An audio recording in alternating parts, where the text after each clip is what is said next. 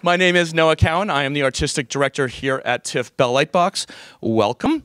I would like to welcome you here for a very special edition of In Conversation With, and in consideration for our guests on stage and for the members of the audience around you. It'd be really great if you'd keep your mobile devices turned off and put away while you're in the theater, and please refrain from photographing our wonderful guests here on stage. We have professional cameras here tonight that will capture this event, and you'll be available on our website soon.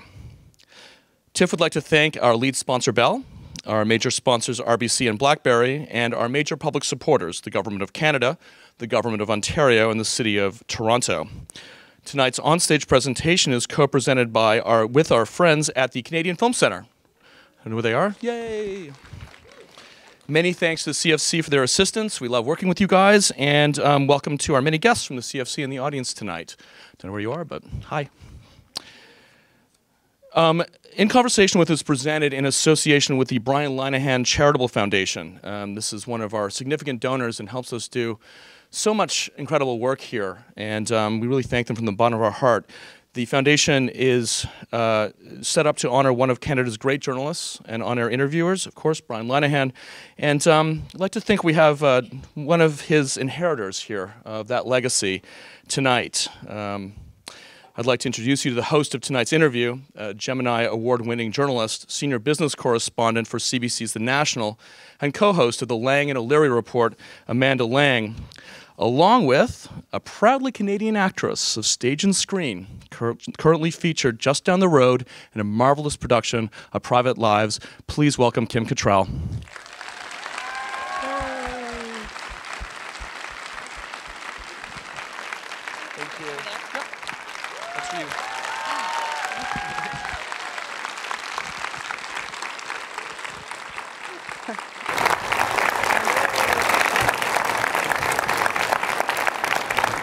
Wow, welcome.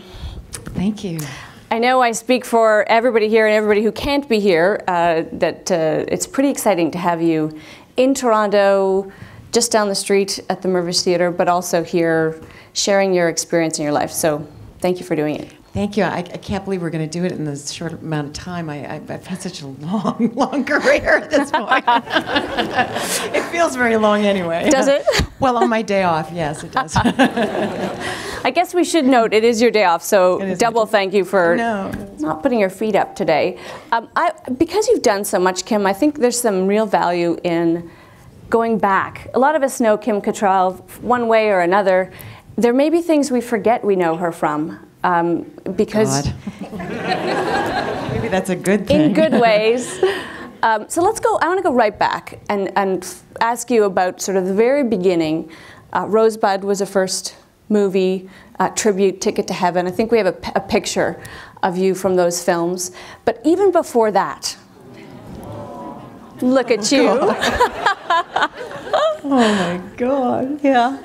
And I remember every single moment. You're the only woman in the world who looks good in those high-waisted jeans, by the way. That's it. You're the one. When did you know you were going to act? When did that happen? I think it happened when I was 10.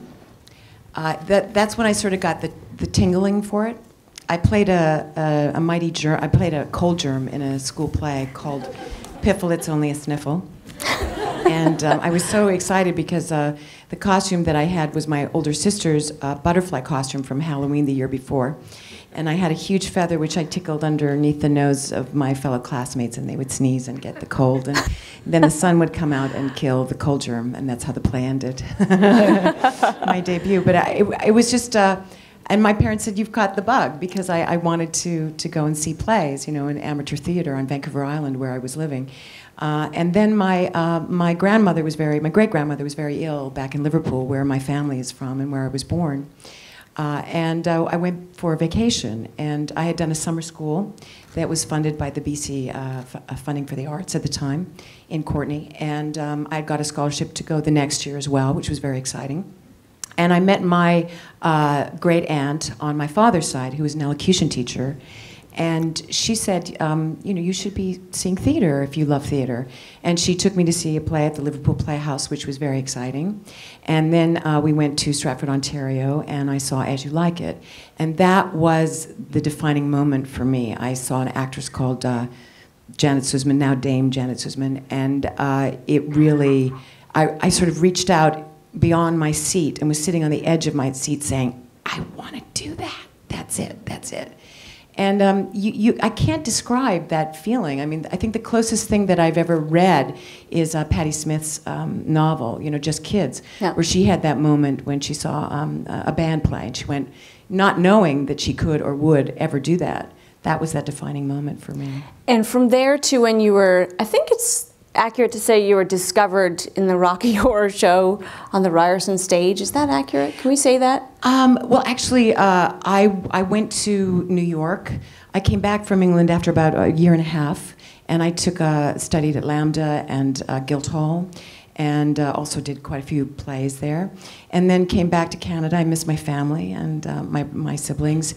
And there wasn't a lot going on Vancouver Island then. So I decided to take summer schools. I went to the Nelson Summer School of the Arts, which was really a wonderful program. And then I did a summer program at Banff School of Fine Arts, which was fantastic. I was too young for the dramatic program, so they put me in the musical theater program. And I'm not really a singer, but I faked it. I think I played the second Munchkin on the right in The Wizard of Oz, and one of the young novices in The Sound of Music. But I just loved being in the company of people who, wanted to be involved with the performing arts. And it was one of the teachers there who said, you should go to theater school. And I said, well, I'm going to apply to schools in Montreal and Toronto. And there weren't that many schools then. This was the early 70s. But I thought, well, I'll apply to Lambda, but I was too young to go to the adult program. I was 15 then. But there was a school in New York called the American Academy of Dramatic Arts, and what they really wanted you to do, other than to pass a regional audition, was, to have your high school graduation, which I had skipped a grade in school, and I had. So I went to New York at 16 by myself, absolutely terrified. Wow. But incredibly excited. I mean, I look at 16 now and I think, really? But at the time, it didn't seem like, I just thought about going towards something that was just so important to me. And I remember coming to New York with, I had 2 suitcases, one with a bunch of jeans and tie-dye T-shirts. It was 1973. And the other one was just books, all the books that I wanted to bring with me. And I stayed at a place that was run by the Salvation Army. And I had my little cot, and I went to the American Academy, and it was from there, the Academy, I did the 2-year program, graduated. Someone saw me in a play. It was actually Present Laughter, another Noel Coward that I was doing, and cast me in Rosebud, Otto Preminger, this first picture here. That's actually my sister's T-shirt that says 45 on it. Yeah. For a first film to work with Otto Preminger must have been kind of mind-blowing. Well, I was just turned 17, and I didn't really know who he was. Sadly, I didn't grow up in a theatrical background, film or theatrical background at all. Yeah. And people kept coming up to me, the film was called Rosebud, and saying, well, does this have anything to do with Citizen Kane? And I didn't know the film Citizen Kane even. I mean, I knew Chekhov, I knew Shakespeare, but I didn't know Orson Welles. It was just such a new medium for me to be involved with. It was actually a real baptism of fire. He was in his late 70s, he was middle 70s, 73, 74-ish, and he was very angry a lot of the time. And he had since, after I did the film, I did a little research, and into his methods of working, especially with young actors.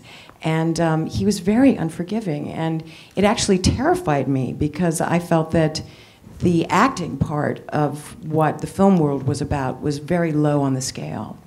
And the technical part took precedence. And I thought, well, the thing that I love most about being an actor is being in a rehearsal room. And because everything is possible in a rehearsal room. It's so much fun, you try different things, you just really get to know the other actors and trust them. And I was working with people that I had only met a few days before, and most of them, English was not their first language. And a lot of people were being fired behind the camera, in front of the camera. Robert Mitchum started the film. He was fired, 2 weeks later. He was drinking a lot. And they replaced him with Peter O'Toole, who also drank a lot. But he had a fridge in his room. Robert Mitchum was drunk at lunch. But still remembered his line because it was very belligerent. So it wasn't a lovely first professional experience. It was, and we were in Cannes. You know, we were shooting in Juan Lapin and Cannes, and men kept coming up to me and saying, "Would you like to be in Playboy?" and things like that. So right. it was a very harsh reality experience of what Hollywood and movie making can be. I want to go back to that 16-year-old Kim going to New York. Yes. Would you describe yourself as an extrovert or an introvert? I think in the work and acting, an extrovert, but as personally, I'm very much an introvert, very shy, very, very willing and wanting to hide behind characters, really. Yes. And play characters, because of course, everyone's so unformed at that age. I mean, what else are you? You're amoeba, really. But the most exciting thing for me is that I was in a city like Toronto where theater was available, as opposed to my hometown, which there was nothing. There was a movie cinema and an amateur theater group. So I could go and see George C. Scott, in Uncle Vanya. I could see Eli Wallach and Ann Jackson in Waltz of the Toreadors. I could see all these great masters at their art doing it 8 shows a week. And that was so thrilling and exciting for me. And when I graduated, Colleen Dewhurst, another Canadian, gave the speech at my graduation. And I remember her looking out at all of us, 60 of us graduating, and saying, at that time, $1 million was a lot of money. It still is, but not as much as it was then. And she said, if someone gave me $1 million, I wouldn't be where you are right now, because it's a painful, long trip, Wow. And there's a lot of rewards if you stick with it, but it's a tough, tough road. And I thought, well, if she can do it, maybe I could do it, It's thrilling. So in Rosebud, when there are those moments that Playboy offers, it's kind of a first glimpse of the workings of that world. Is there a part of you that wants to say, no, I'm staying with theater, wherever that leads? Or did you just kind of go with whatever came next? Because what came next actually ended up being pretty big. I never aspired to be in Playboy. Yeah. I never aspired to I'm sure the offer is still open. Well, I don't know. Time's running a little low on that one. I don't know. Although I have worked with Hugh Hefner. Now that was an experience. No, I just never, that route was never, it was never interested in me. I never really understood it. I never really understood, I guess because it wasn't my first love, and it was just so far away from what was accessible to me. And acting to me was about community. It wasn't about stardom. Yeah. You signed maybe it wasn't a multi-picture deal, but you signed with a studio that turned into work on TV and in film. Yes, I was signed to Otto Preminger signed me to a 7-year contract. And then I came back to Toronto. I didn't have any work papers to stay in the States, and I was in Vancouver, which I did some theater there. And then I came to Toronto, and immediately, Vancouver I found a tough nut to crack. It was a very, very small business in the early 70s. There was no American productions coming up there or television shows shooting. There was basically documentaries being done there, and a few CBC shows. The Beachcombers may be one of them. And unfortunately, I never did. I always wanted to do a Beachcombers. I lost that chance. Anyway, so for me, when I came to Toronto, I immediately got a Loblaws commercial with William Shatner. I thought, hey, I'm in. And then did a Lipton soup commercial, and I thought, wow, I might be able to give up my waitressing job downtown at the Sherlock Holmes restaurant and be independent. And then I got a job at Toronto Free Theatre, and then, of course, did Rocky Horror Show. And then a talent scout who I had met in New York, who had seen me do Present Laughter and some of the off-Broadway shows that I'd done, she offered me the 7-year contract, which brought me to Universal Studios. Yeah. Did you get good advice as a young woman in entering the business? 7 years is a long time. Were you getting kind of good advice on the money side? It was a very difficult decision to make, because after I did Me at Toronto Free Theatre with Maury Chaikin and Dixie Seedle, some wonderful local actors, I was offered a season at the National Theatre of Canada in Ottawa, which I wanted to do. I didn't want to go south of the border. I didn't want to make movies because it had been sort of a crushing experience. But it was actually my dad who sat me down and he said, you know what? You have to be able to survive in this business, and I think theater-wise it's going to be tough. So I think you've got to learn what it's like to be in front of a camera, and you've got to get back on the horse as far as film work is concerned. And I thought, okay, all right, but it was like starting again. It was the second time I'd ever been to Los Angeles. I came to Los Angeles to do a screen test for Elia Kazan for The Last Tycoon, which of course I didn't get, but that was sort of a daunting experience because Sam Spiegel, you know, was a really interesting sort of sleazy producer type who, you know, basically was lascivious and disgusting and awful. And I just went, I will never do that. It was never an option for me to do that. To go that way? No, my God. What way is that? If you lose your self-respect, you lose everything. So pretty young, though, to have that grounding. Oh, yeah. I come from a family of very strong women. Very strong women. And, you know, I think my mother grew up in such difficult, Dickensian, really, circumstances. And I looked at that struggle, and I thought, I know that the road that I'm searching out here for myself is going to be tough, but I must never cross the line as far as my self-respect. So that was never an option. And you know, there's stories about casting couch. Now it's young women and gay men are having to suffer that. But that was just it was a few times that it was evident that it existed, and I found a way to deal with it very quickly.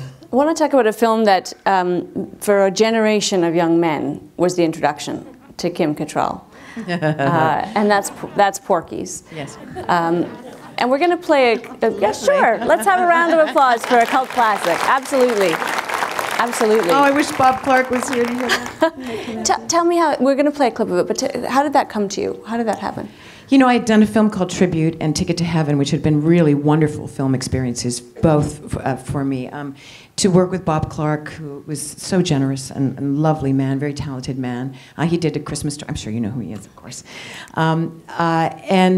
He came to me, took me to lunch. I was living in Los Angeles at the time, and I was doing a production of View from the Bridge at the Strasberg Institute, the Marilyn Monroe Theater. And he said, I've got this little film, and I know that you want to stick to your guns about what you want to do or not want to do, but it's a funny thing, and you're always playing the girl next door, and I think you could be fun. It could be fun. It was basically, I shot for 5 days, and I thought I would do drive-ins, and he generously paid me enough money to pay my rent for the next 6 months, and I could continue to do plays and other things that I was interested in. So I said yes, thinking that it would never, ever do more than drive-ins. And I remember so specifically driving down Sunset Boulevard and seeing this huge poster, and the first name was mine. Because I was working a little bit then, and everyone else was pretty much an unknown, other than Susan Clark, another Canadian. And I just kind of went, no, that's not supposed to happen, you know. That's paying the rent, you know. And so that's how it happened with Porky's. So he sold it to you in a way to get you out of the typecast of the girl next door. He got you into quite the typecast for a few years. Yes, he certainly did. It turned out to be another. It turned out to be you know. First of all, I started off in TVs and movies as a contract player. I was always blinded or raped, or I was some victimized young woman, and then I became like this little sex siren, you know, which was. I just had a complete sense of humor about it. Yeah. To me, this was paying the rent, having fun doing it. Really having a good time, and I met some terrific people, very creative people, but I didn't really take it too seriously. I mean, when I was doing these crazy, silly, fun films, I was doing serious theater at night. At the same time. You guys don't want to see a clip of Porky's, of course. Yes, no, you don't. Let's play the clip. Oh, really? Oh yeah. That's Nancy Wilson, and that's Boyd Gaines, who's an absolutely wonderful actor. Broadway, he's just a terrific guy to work with. It was so much fun. It was funny. It was a funny script. Funny. It was. Did you enjoy doing it? Oh yeah, for great 5 days. It was wonderful. And it was wildly successful. Mm. So did it change your life financially? Was that a turning point in any way, or was it a small success for you? Not really. You know, what it did was it allowed me for 6 months, as I said before, to pay my rent. And then what happened was a host of other films like Police Academy and Mannequin that were sort of, you know, the girl next door, and which were also really fun to do. But it didn't really change things for me in a big way, because my routine was always do a movie, do a couple plays. You know, that was my habit. We have a still image, actually, of Police Academy that we can show. Was that hard on the heels of Porky's? Did people suddenly, or would this have happened anyway? Aw. Steve Gutenberg, planning one. Didn't, you know, I didn't, it was, we did Porky's in 80, this was 82, I think. Yeah. So it was about the same time, yeah. And so the theater you were doing while this was going on, was it? I was doing, I think I was doing The Misanthrope. No, I wasn't doing this. I was doing Three Sisters. Three Sisters. In New York, or? No, I was doing it in Los Angeles. In Los Angeles. Yeah. So your life had moved west at that point. You were yes. There. It was actually, I was between. I was married at the time, so my husband conveniently lived in Germany. So I was between New York, Los Angeles, Toronto, and Frankfurt. Not even Munich, Frankfurt. Right. And so that's kind of what was going on in that area. Yeah, back and forth, bing bong, effect. And back here to see family, back to Vancouver to see family. Vancouver to see family, or Toronto, working here as well. Yeah. All of the above, doing TV movies, or you know, whatever the job was. The priority was always to do theater. Yeah. Was there a moment when you felt famous? Was there a moment when you sort of thought, yes, I have arrived? I did a television series when I was under contract called Scruples, and I remember going into like a bagel nosh or something, and someone coming up and saying, "Were you the girl on Scruples who did this song with the mop?" And I went, "Wow." You remember that, you know? And I kind of thought, oh, well, that's there's a perception here that's happening that's different than before. And I slowly noticed, off and on, Mannequin really was a huge difference. Yeah. Much more than Porky's and Police Academy. Mannequin was, it had a hit song behind it, which was nominated for Academy Award, and they had screenings of it, and I went, no, please. Because it was such a fun movie, but I never thought it would ever be up for an Academy Award, you know. But that was just a fun experience. But that was a huge hit. I remember its opening weekend, I'd been doing press for it as much as possible, as I always did. I thought Big Trouble in Little China, because John Carpenter was involved with it, and Kurt Russell, that would be a huge blockbuster hit. But it wasn't. It is now a cult classic, but it wasn't then. Everybody went to see Mannequin, I think because of the concept of it. And I was sort of known a little bit, but it was the concept of it. And it was the 80s, and Nothing's Gonna Stop Us Now was like a huge, huge thing. So that I really noticed. Then I became sort of not just the sex bot, but you know, the really pretty actress, girl, whatever, who had been in that movie that everybody saw and now has grown up with. Now all these executives who are running studios, they were kids when Mannequin came out. Right. So I rely on them to hire me. Well, remember me and Mannequin? I was your wet dream when you were 14 years old. I don't exactly say that. Well, to them. right. But thanks to some later work also when they were 24 and 34. We'll get to that.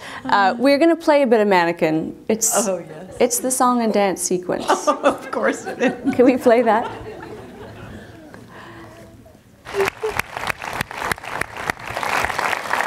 That looks like fun. God, she got legs. Thank you, darling. Yeah. What do you think when you look at that? When you look back at that kind of film? Oh, it's a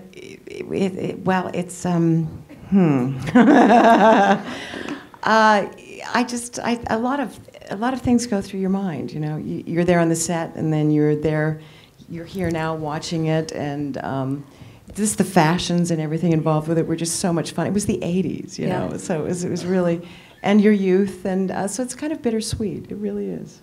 I've seen that you have sort of a soft spot for mannequin. That you're quite fond of it. Is that accurate? I sort of we did it, and it was a hit, and I was grateful for that, and it was fun. But it was actually when my nieces and nephews it was their favorite movie, and they watched it over and over again, that I kind of really got it in a different way. That made it special. Yes, for you. It really did. Yeah. It really did. Was there ever a moment, Kim, when what you were doing on the screen that was starting to get quite successful and attract attention was hurting what you wanted to do on stage? No, it was helping what I was doing on stage because people in the movies put bums on seats in the theater, so it was basically a complete trade-off. But I still didn't take it that seriously. I mean, I just felt it was fun. It was just really, really fun. Could you learn from this? I mean, you're obviously serious about the craft. I rarely saw them. I rarely saw them. You didn't go watch them after they were... I never went to see dailies. I never go to dailies. I think that, I was always... If I wasn't doing a play, I was in like a class situation. So, that to me was the vocabulary. I still felt that the parts that I was being offered they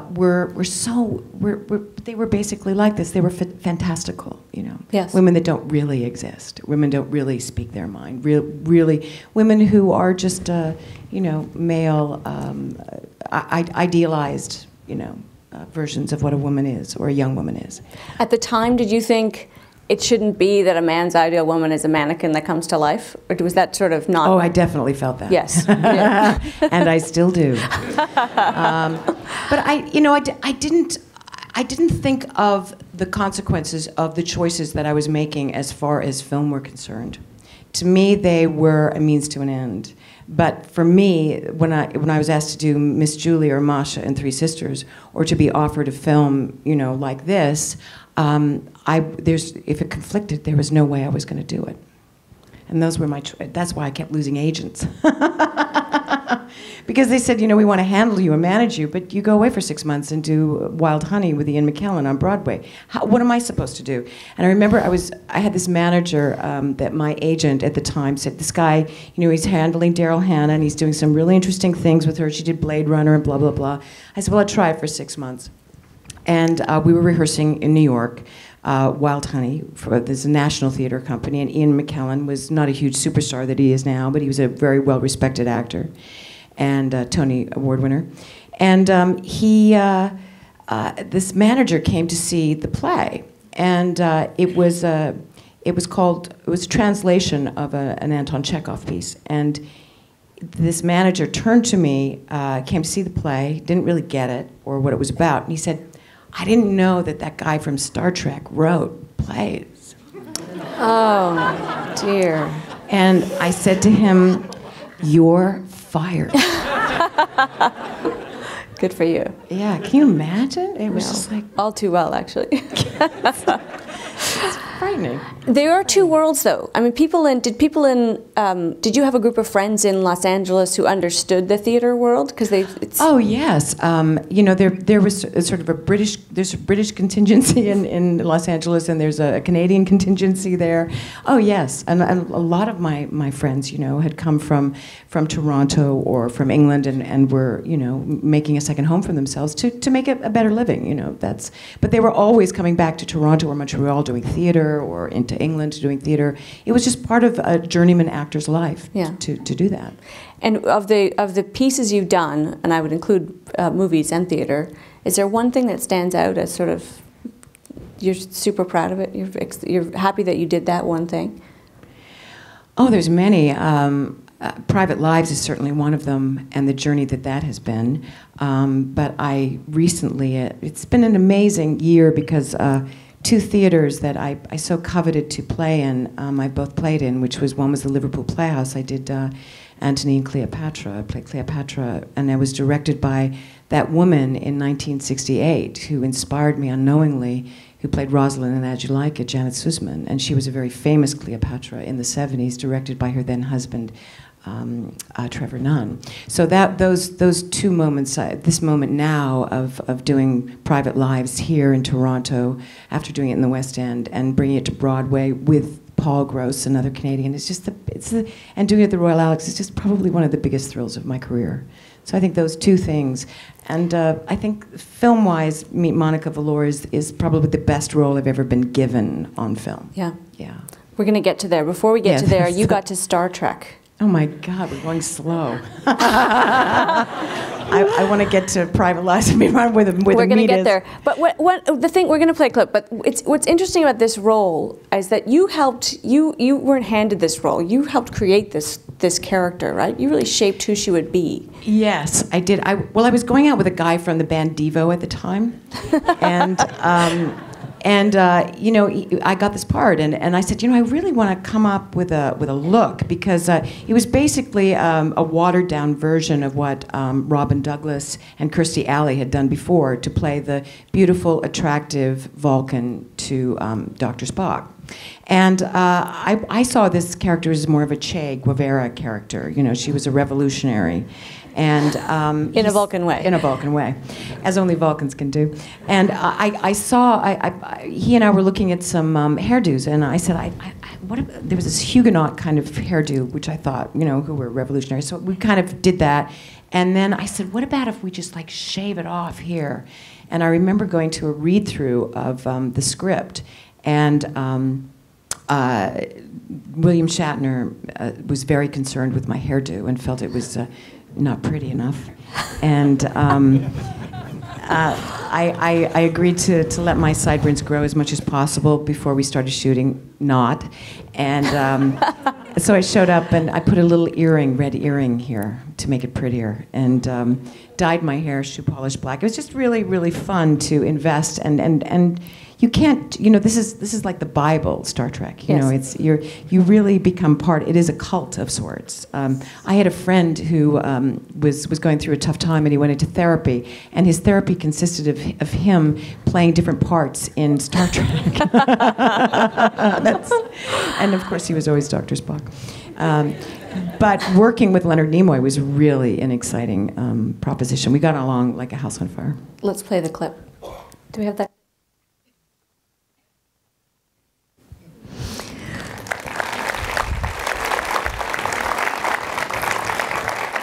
That was some steamy Vulcan stuff going on there. Yeah, you didn't even get to the mind meld.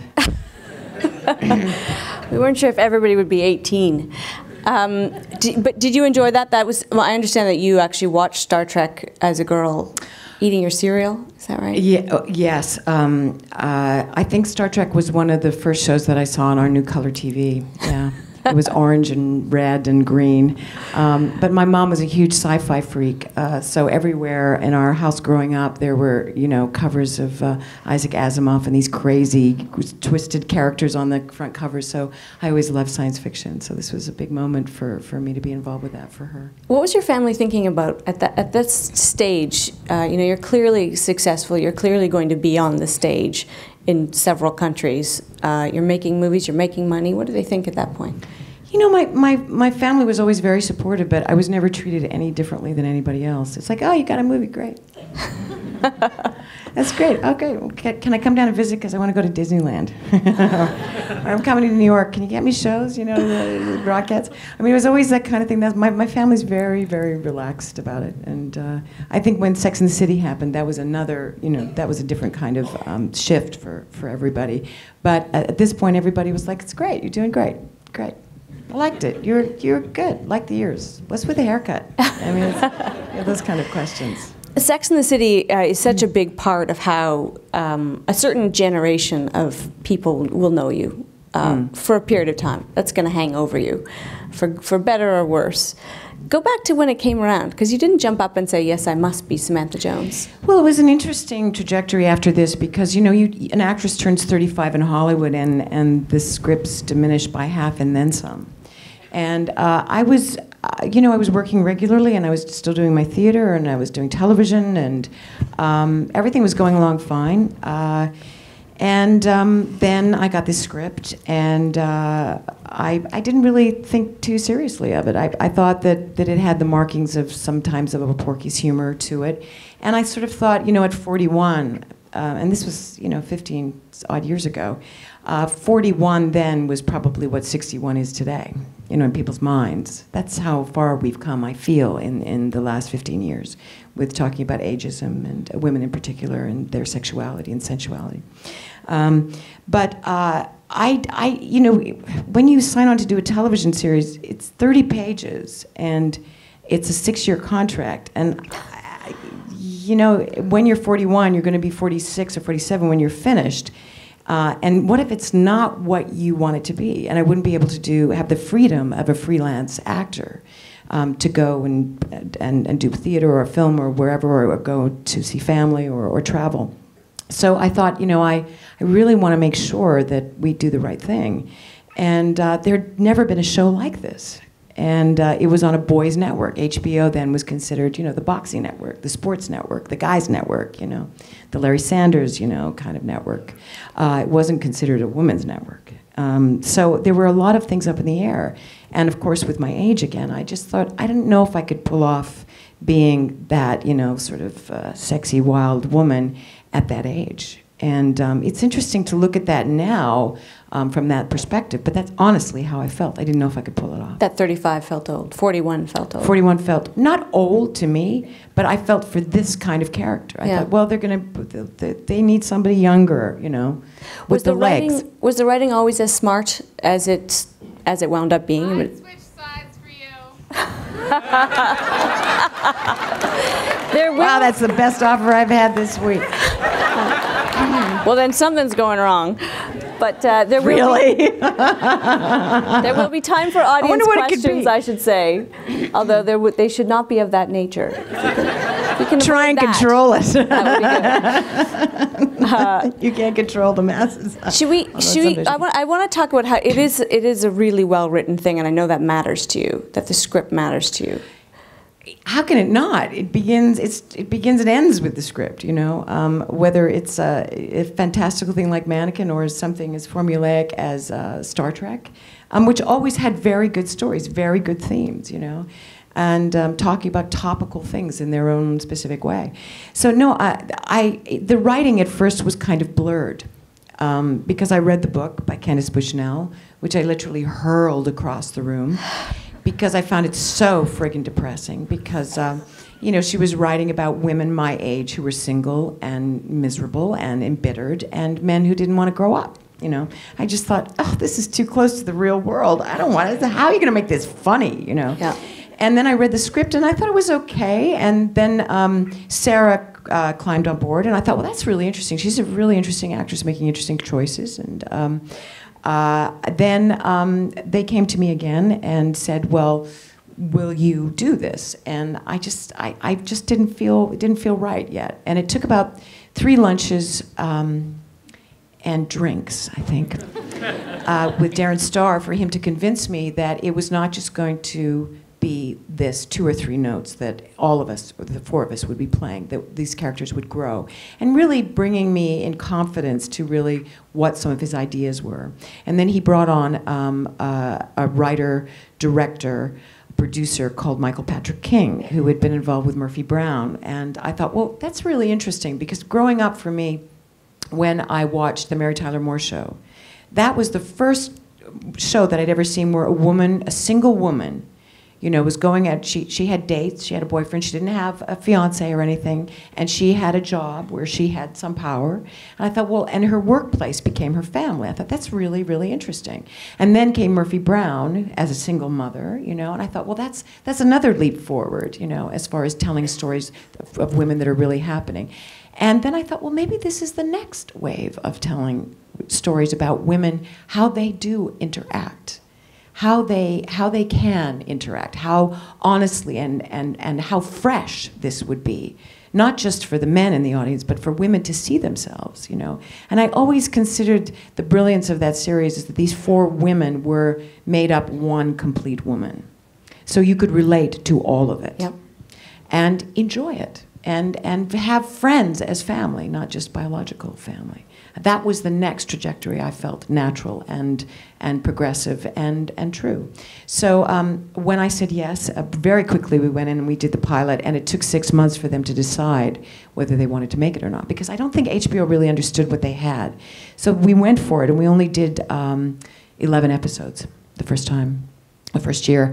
And it wasn't until about the middle of the series that the writers really understood the characters, and we understood more of who we were playing and what. But there was always that chemistry from the first read through. There was something popping.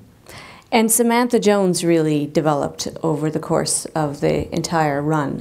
All the characters did. Yeah. Yes.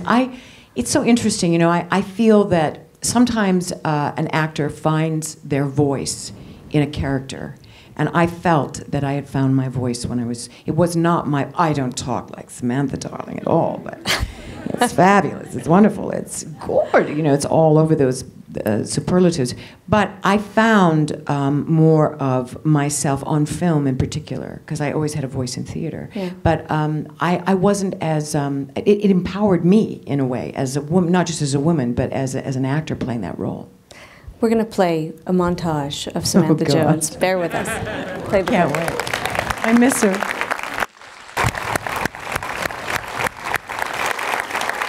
Cancer Samantha style. She was fabulous. And yes. she made an impression on, I mean, it was a defining role. It was one that was defended by feminists as something important. A strong woman, an empowered woman, a woman who owns her sexuality. Do you get frustrated that she defines you still, that a lot of people think of you as Samantha Jones? I think I would have a problem if I felt that were true, but I don't feel it is true. But she gave me a tremendous platform, not just in finding a voice, but finding a voice for women and causes that I am very passionate about and work that I'm very passionate about. So she has brought together that character and that experience. It brought together, I think, almost a full circle of what I had intended in the beginning. So I feel very grateful to have played her. Do you have strong female friends like that? Is that reflective of how you live your life? I have even stronger female friends than that. If you can believe it or not. Yeah, I do. I do. My girlfriends are my salvation. And, you know, as I said once, you know, at an award ceremony, I said, you know, I said two things. I said, do you realize how many men I've had to sleep with to get this award? Jokingly, and some people thought I was serious, sadly. And the other thing is that, you know, men may come and go in your life, but women are there. Women stay. Women are together, you know. When we get together, there is no stronger bond. Really, I've experienced. I mean, I've had very strong bonds with men, but you know, I have a family history that tells me differently. But my female friends have been there in thick and thin and celebrated with such just such joy, really. It's been such the wonderful thing, you know, in this post-feminist world is that women can get together, and I really think that feminism has gotten a really bad rap, and it scares people. You know, it's like the word liberal. You know, it's frightening now. Not in this country, but not in this country, but another smaller country to the south that influences the world in some ways. So you know, that to me, I recently met Gloria Steinem, and that was another incredible moment for me. And she doesn't believe in post-feminism; she just believes in feminism. You know, she's still fighting the fight. Right. Yeah, so that's encouraging. Two of the characters in Sex and the City weren't going to have conventional relationships. They weren't going to have babies. Two of them did. Is yours an industry that makes that tough? To have a storybook, white picket fence? Well, I think life makes that tough for everybody, doesn't it? Not just I mean, I think my business exaggerates it because it is an exaggerated life. The highs are so high, the lows are so low. It's very clean cut. You get the job, you don't.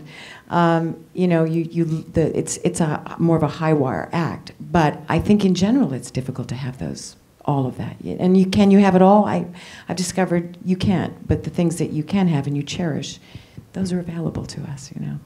It just takes work. I don't know how many people in the audience would have seen Meet Monica Velour yet. Probably no one. I don't know. Oh, really? No, in this room you God get bless some. you. And hopefully everybody goes and sees it because it's a really special movie. You have to rent it now. It has Fair to come enough. to you. It You has can to come rent to it. you. Would you have chosen that part? Was that kind of a stage of life for you? That you needed a kind of a strength in yourself and a confidence to say, yes, I'm going to play this role. I'm going to gain 20 pounds. I'm not going to wear makeup. That was the fun part, gaining the 20 pounds. You know, I felt it was time to merge the strength that I have in me in film, you know. And I also, this frightened me, this role, because it's the underbelly of sexuality. It's someone who's been, you know, I've been sexualized most of my life, but I have, it's almost like I've made a compact with it. And here is a woman who didn't have any skills, was never educated, and who was, you know, idealized in a completely different way. You know, she would have said yes to the Playboy layout, and that would have kind of been it for her. She had a moment, but she didn't really have any talent or any ambition, and she's, you know, stripping in a club, and it's 30 years later, and, you know, she's selling her underwear on the internet. And it's a tough, tough life that she has, and she's been ostracized on top of it by society. So I wanted to explore the underbelly of being sexualized, and that was a scary place to go. And with a first-time director, and but a great part. And I felt that underneath the layers of what could be conceived as a Harold and Maude sort of love story of its time was a woman who was hard-hitting in a very real way and saying things that I had never been able to say as an actor playing a part. And that excited me, scared me, and excited me. Because, you know, to be an attractive woman in Hollywood and then not look so good, you know, in a film, people think, oh my God, well, have you seen her lately, you know? I mean, and it's so cruel, really. You know, where do we go to age? Where do we go, you know, to find those roles? And to what is your appetite? How hungry are you to do that? And I still am. I'm still curious about it. So this was in some ways a great gift and a transformation, as Samantha had been.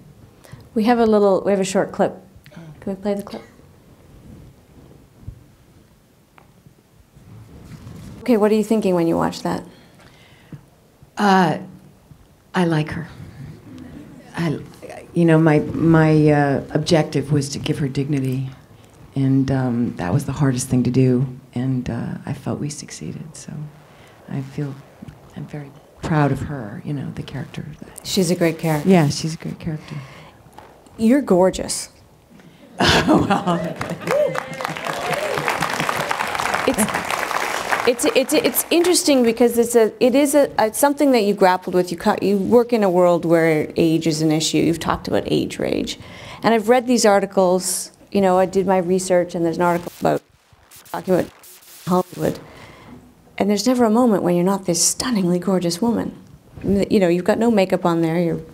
You've probably been made up to look worse than no makeup. Well, that's an interesting. Thank you for that. My sister, my older sister, saw this film, and she came to a screening in Vancouver, and I said, "So what did you think?" She said, "I didn't like it." And I said, "Why?" She said, "Because I don't ever want to see you like that." Because I think what it is, you know, she's grown up with me in a completely different way. She's my older sister, but she's very attached to an image of how I was, and this was too scary because if that's what I look like, then she's a few years older than me. So I think that's probably had a lot to do with it. But she also didn't want to see me as a character who was so defeated. She saw her still as defeated. But I think that speaks a lot about her feelings about women, you know. Yeah. Nothing defeated about that woman. I don't believe so. I read that speech, and that was the reason I wanted to do the film, to give that woman a voice, not just the fabulous, you know, PR exec in New York. I wanted her to have a voice. I got to bring you guys in. There are mics in the room. If you put up your hand, somebody will bring you a mic. But before we do that, Kim, I want to ask you about this whole notion of mentoring. Oh, yes. You're acting as a mentor, and it made me curious to know why. What motivated you to do that? Well, You know, I think ultimately, and Janet Sussman said this to me, she said, ultimately, it is your responsibility to give it up to the next generation. And I didn't have kids, so it's very important for me to have, you know, what I have really spent my life doing, to whatever knowledge I have, whatever support I can give to the road that can be so frustrating and scary, is to reach out, you know, and have a word. And sometimes it's just about how to come into a room with confidence, you know. Somebody said to me once, when you're going for an audition, you should be auditioning them, because you got to work with them too. And they might not be right for you, not you not being right for them, which is something that an actor never, ever feels, you know. Little things like that make a huge difference to a young person, you know. And I get incredible joy, and being involved with the Canadian Film Centre is a wonderful opportunity for me to express that and be part of that program and take those 8 young actors. And I mean, really, what Norman Jewison has set up is this kind of utopia of learning and experience. And to come home and do that means a tremendous amount to me. It means a tremendous amount to the people involved. Oh, thank you.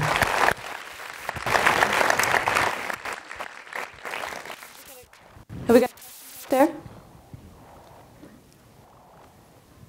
No, we've got Mike's. There's a hand going up right here. Keep it clean, people. I'd like to know how much these shoes cost. How much the shoes cost? Buy their own shoes? That's right. Gifted. I have to give them back at the end of the show. Question front. Hi. Me and my sister read your book. First of all, I wanted to say thank you because it was very inspiring. Oh, do you mean Being a Girl? Yes. Oh. Not the other one. Yeah, we have it here. Oh, great, great. And second of all, I was wondering if there was ever a point in your career that you ever felt like giving up, and how did you overcome that? Yes, I did. But, you know, the sad truth is that I really don't know how to do anything else. So if I gave this up... You know, I told this story, I think, on George's show, when I was very young, I took a typing course, and my father found out in high school that I was taking a typing course, because I thought, well, if nothing else, you know, maybe I could be a secretary or something. And he made me stop taking it. He said, there's no back plan, there's no second plan. This is it. You got to dedicate yourself 100% to it. And so I've, you know... After the series finished, there was a lot of opportunity to play the same kind of roles and do the same kind of stuff. But I really wanted to use my experience and the little bit of pull that I had and heat that I had coming from Sex and the City to create work that I really, really wanted to do and people that I wanted to do it with. So I reached out and wrote letters and really became active and an advocate for myself to continue to really grow. And I think that was always in the back of my mind, you know, that if my dad believed in me that much, then I should believe in myself. And that's, again, that is mentoring, you know, that's what he was doing.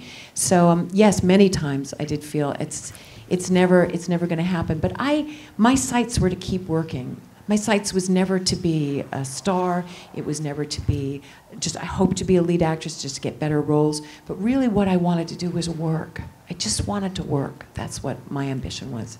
And I have succeeded in that. So everything else has just been really gravy. Yes, at the back. Hi, Kim. It's me, Nigel, from the show, Private Lives. Oh, hi, Nigel. What are you doing here? You have a day off. As soon as I heard you were going to be here, I had to be here. Oh, God. And I just want to say thank you for all that you've done. Oh, thanks. For not just me, but all your fans. Oh, thank you. And I really, I hope this doesn't embarrass you, but I really hoped that you liked the things I dropped off for you at the stage door. Nigel, we'll talk later. But my question is, yes. what was your journey like when you did Who Do You Think You Are, the TV show? Oh, this is for those of you who don't know, this is a show where they go into your family's your genealogy and they discover, you know, things about your family. It was a very painful experience. My grandfather, my maternal grandfather, had left when my mother was 8 in 1938 and disappeared. and was never heard from again, and they found out what happened to him. So you are led. It's a reality show, so you don't. There's no script to it, and they lead you through all of these discoveries, and then you find out what happened to relatives or blood relatives on either side of your family. Wow. And I found out that my grandfather was basically just a real shit and left, and so it was very painful. I always imagined, as you do in a sort of a denial kind of way, that he had to leave for some greater cause, but he just really fell. He left my mother and grandmother and my two aunts just really to abject poverty. And that's where that strength comes from. The women. Today. Yes, it is.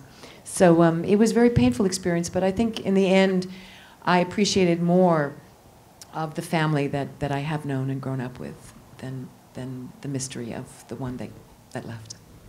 I think we got a question up in the back. Yes? I just wanted to ask you, I know you'd mentioned that Hollywood's starting to see women in different light as far as age is concerned, and I just wanted to know how you see the roles for women evolving here going forward as far as age is concerned. Well, that's why I'm a producer. I'm a terrible producer, actually. I produced one thing, and it was so painful. I love being an actor and just dealing with what my work is. I don't want people to come up to me, at 6 o'clock at night and say, "We don't have catering tomorrow." It just makes me crazy. I don't want to deal with that. And those are some of the things that a producer must do. But I'm very interested in working with writers. I have a writer in London who's writing a play for me, and there's a couple of television ideas that I have about women in my age bracket. And it's just such a shame because women at this age are so great. And there's not enough for us to do unless you're Meryl Streep or Judi Dench or Helen Mirren. So, creating opportunities as much as I can, and I'm so blessed to have the theater on my side because at this age are great roles for women to play on stage. Is that, I don't want to sound naive here or overly flattering, but regardless of what your birth certificate says, there's not enough work for you because you could pass for 40. And not many 40-year-olds would look like you. God love you. No, but I mean, is it that tyrannical that? Yes, it is. Really? It is, especially 40s now, and I think that shows like Sex and the City have a lot to do with it, but 50 is the new frontier, and not in a Star Trek kind of way. What it is pushing that barrier back, and saying there really is no difference, but the big 5-0 and apparently the 6-0, I'm not there yet, is even more treacherous. But I will continue to create and work as much as I can, as much as I want to, and I just take it one job at a time, one opportunity at a time. But yes, that is the reality of it. Women of a certain age, you get called after you turn 50.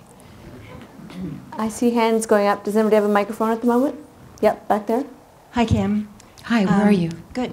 I saw you where last are you? week in private life. Up in the upper left. Up here. See, I have 55-year-old eyes, though. Yeah. I have a 55-year-old voice. I saw you last week in Private Lives, and it was great. Oh, thank you. Thank you very much. It's a great company. One thing that really impressed me was your physicality. The way you're hopping around the stage and dancing and wrestling on the bed and so on. And I'm just wondering, what are you doing to stay so flexible and fit and supple? That's one question. And my other question is if you can say anything about your personal life right now. Oh.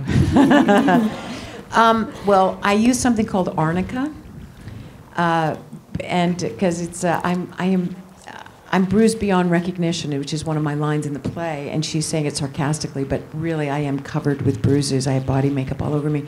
I always bruise very, very easily, but it is a very physical show, and it's a new. For those of you who have not seen it, you have a week left before it goes to Broadway, starring 2 Canadians. Did I say that? And it's a very different take on Private Lives, which is usually done very, as the British call it, very back foot and very sort of attitudinal. This is full on. It's very much like a farce. And part of the second act is just Paul and I bouncing off of each other verbally or physically. So it is a challenge, 8 shows a week, it is. But I love it. I just can't think of a better way to spend my Wednesday, Saturday afternoons. Sunday afternoons I'm a bit tired, so and get more imaginative. But it's just really so much fun. I have a regime, you know. My whole day is about getting to the theater.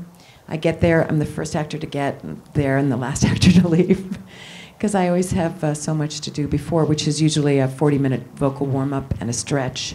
And, you know, I work out, I diet. I've been on a diet since 1972 because I like to eat. And, you know, but I'm part of that, as I'm sure you are, that Jane Fonda generation where you get up and you do it till it burns and you know, you feel good. You get addicted to that high. Personal life, not much of one right now, but it's growing. It's, you know, my personal life is spending time with family and friends. That really gives me a tremendous amount of joy. And the occasional date. Question out here, yes? I really admire your strength quite a bit. Over here, Kim. And I was wondering what you tell yourself every day and what you believe in to stay so wholly independent and to be able to do so much just for yourself.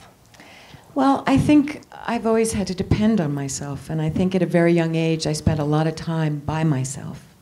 And I'm kind of enjoying my own company and not having, desiring and wanting, yes, but not needing as much just to be with somebody, not to be alone. I enjoy that. That's very, very much been part of my life. And I love to read. I love the newspapers. I love to go out. I love to go for walks. I love to have that meditative, solitary existence. It doesn't, you know, what I do is so collaborative that to have my time alone is very, very important. And as I grow older, I become kinder to myself. I'm looking at these clips is so horrendous for me. I can't even tell you. You know, when you hear your voice on an answering machine and you say, I don't sound like that, magnify that like 10 million times on a huge screen, you know.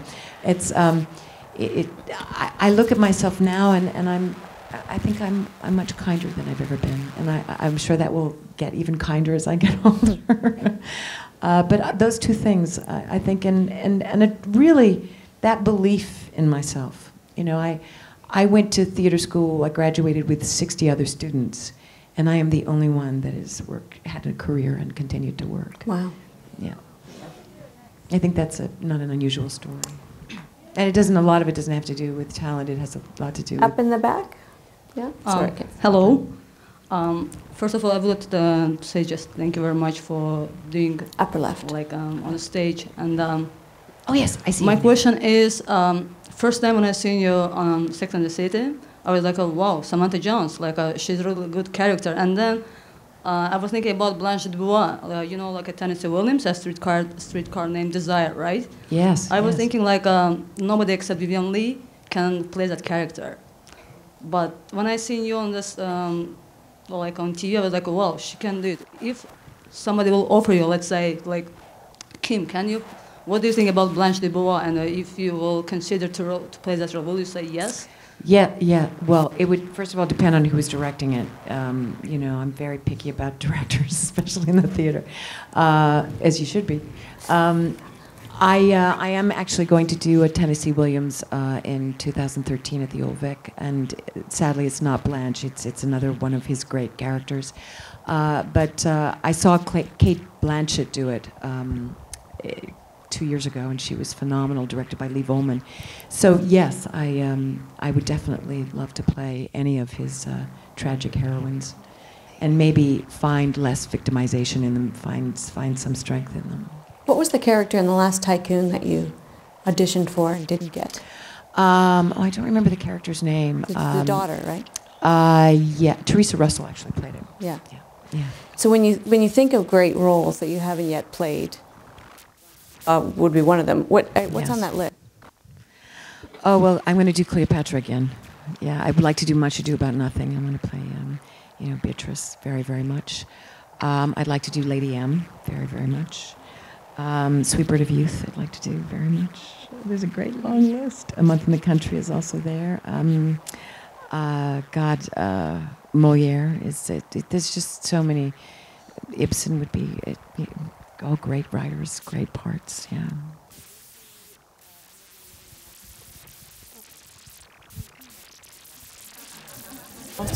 Oh, it's coming, going. From here, one more I think we can do.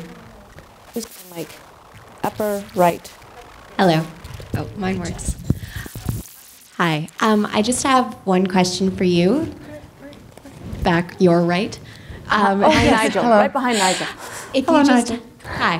Nigel. If you just had one piece of advice that maybe you got and would give over to a younger generation of actors who wants a career where, just like you said, they just keep working and that's the end goal, what would be that piece of advice? If they want to just work. Just work. And they've already been trained? Yes. Audition for everything. Everything. Unless it's something that, goes beyond, your constitution. Just go up for everything. Get in front of the camera. Learn what it's like to be on a set. Learn what it's like to be in the theater. And just listen. Just really, really listen to the experience that you're having around you. Don't take it as a social experience. Take it as a learning experience. You will learn by your mistakes. I've learned so much more from the films and the theater that I've done where I've not succeeded than I have from things that have been instantly successful for whatever reason. And as a young actor, I never left the rehearsal room in the sense of I always scene studied, I always was preparing, I was always involved with it, mostly because I just loved to be around actors and challenge myself with different kinds of roles. So a lot of actors think, in the British system specifically, that when you leave theater school, you don't study again. But the American actors, or North American actors, they continue to study, they continue to get together. Improvisation is a wonderful tool, just to keep your brain active. To this day, I study voice and movement, just to really keep in shape and keep in touch.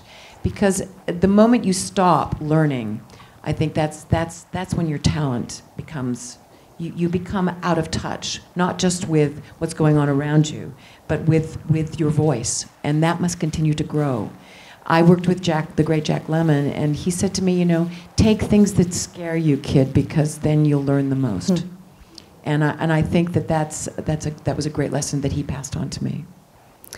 So one of those, I need a hand, this is going to come and go.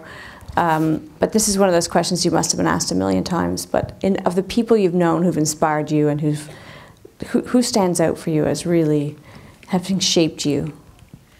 Well, I'd have to say Janet Suzman, inspiring me unknowingly from just watching her, from as someone going to the theater, a young person going to the theater. And what it was I didn't know what she was going to do next on stage. I couldn't take my eyes off of her, that unexpected, and her voice, her gravitas, her humor. It was just evolving all over the place. It wasn't just, she wasn't playing one beat, one thing. And her fierce intelligence. And working with her so close at hand, playing a part that she had so crafted to make her own, was a really great challenge. And it was terrifying as well. Do you hope to be doing that for some young woman in the audience when you're on stage?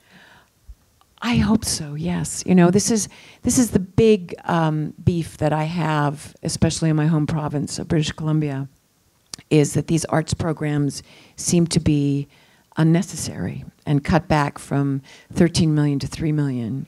This really saddens me because we put so much in Canada into our sports and our athletes, as we should, and that is world pride. But we are a very strong country of incredible talent in the arts. And on the world scene, it's not just Glenn Gould, I mean, we have enormous talent here.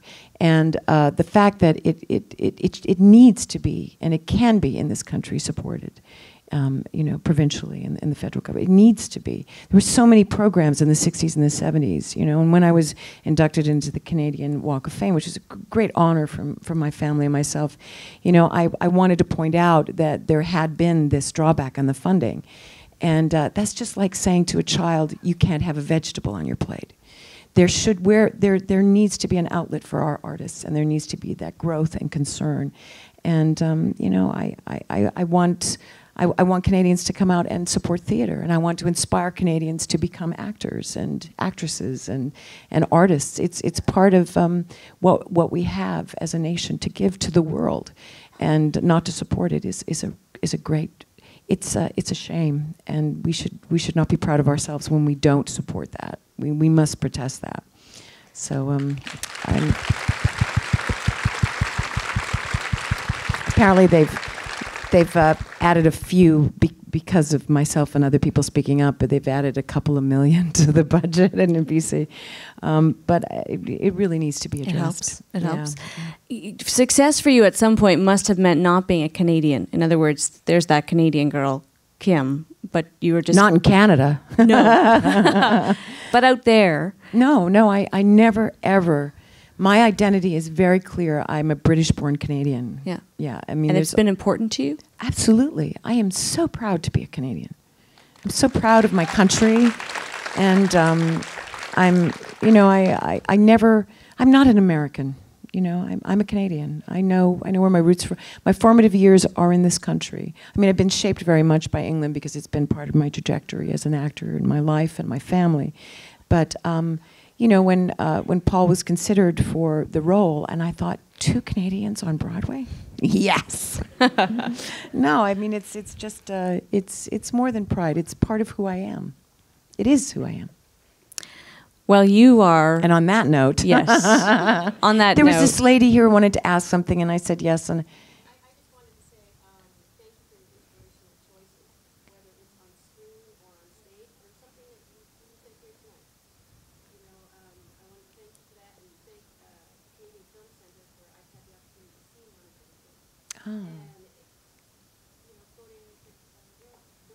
oh, thank you.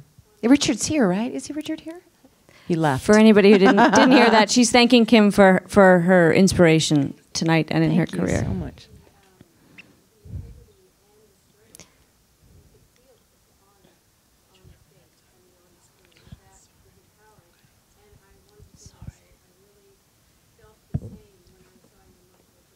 Oh, thank you very much. Thank you. Thank you very much. Thank you. Thanks. No, we're not taking any more. Kim. Oh, we're not. I'm sorry. I have to go. Mostly because they don't have mics, and the people in the back are just looking at your beautiful legs. Not too closely. They're covered with bruises. We are at time. I mean, I must say, it's a thrill for me to get to know you better because I've known you. I lived in New York when Sex and the City hit HBO, and I felt like a little ownership of it. But to know you and the complexity and the craft and the passion that you bring to it, I think we're all proud of you. Oh, and it's lovely for us that you are a proud Canadian and that you're doing the work you're doing. So thank you. Thank you. Thank you very much. Thank you for coming. Appreciate it.